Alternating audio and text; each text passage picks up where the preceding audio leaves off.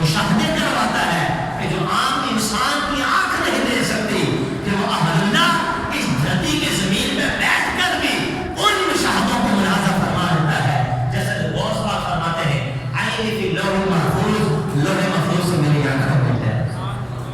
کہ وہ حضرات تھے، وہ حضرات قدسیہ تھے، وہ حضرات ربانیہ تھے کہ جن کی ارواح جن کے جسم کے اوپر غالب آئی، اور سب سے عظیم، سب سے کریم، سب سے شریف، سب سے لطیف، سب سے اعظم، سب سے اکرم، سب سے بڑی جو روح ہے، جو منور ہے، جس کے طفیل، جس کے صدقے میں رب نے ساری کائنات کو منور فرما دیا،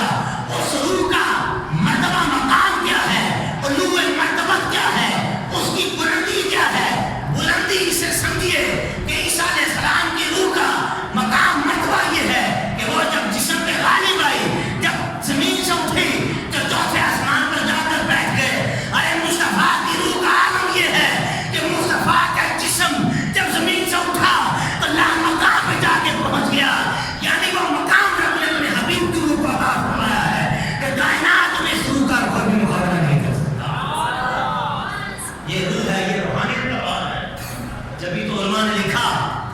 کہ حضور کی جب روح مبارک نکالی جا رہی تھی،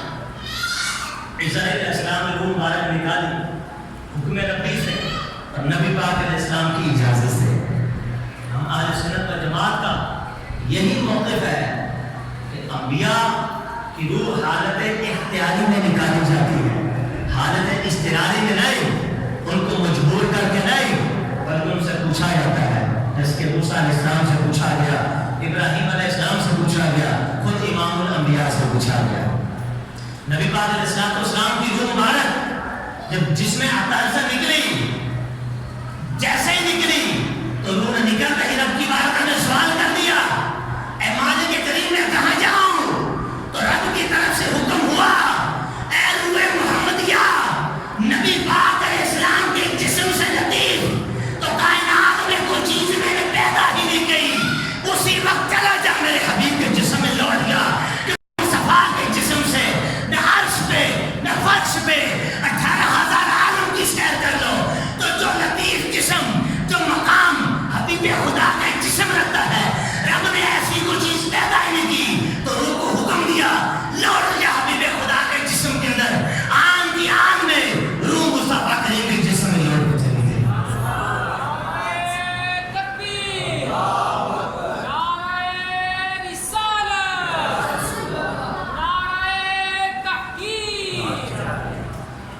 اسی طرح ہمارے جسم کا قبلہ کعبہ ہے، ہمارے جسم کا قبلہ کیا ہے؟ کعبہ، اور ہماری روح کا قبلہ بیت المعمور ہے۔ بیتوں کے اندر آتا ہے تو نیک لوگ ہوتے ہیں، جب ان کی روح جسم سے نکلتی ہے تو وہ بیت المعمور کا طواف کرتی ہے، صرف طواف نہیں کرتی، فرمایا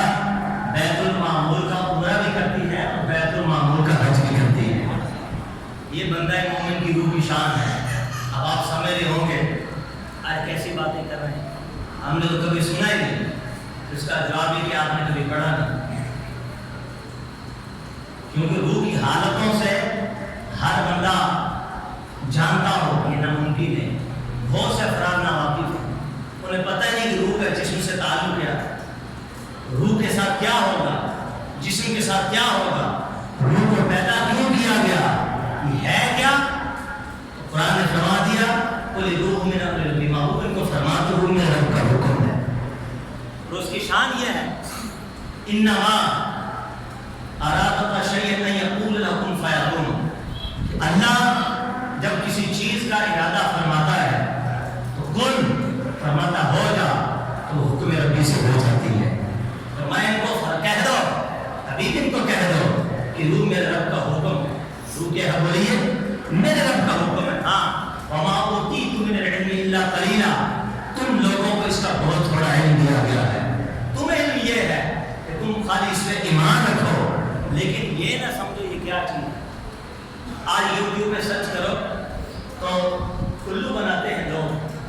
یہ وہ کیمرے لگا دیے ہیں، وہ دکھایا جا رہا ہے کہ ایک بندے کی روح نکل رہی ہے، کیمرے میں قید ہو گئی، جس کو انسان دیکھ ہی نہیں سکتا، مرنے کی حالت سے پہلے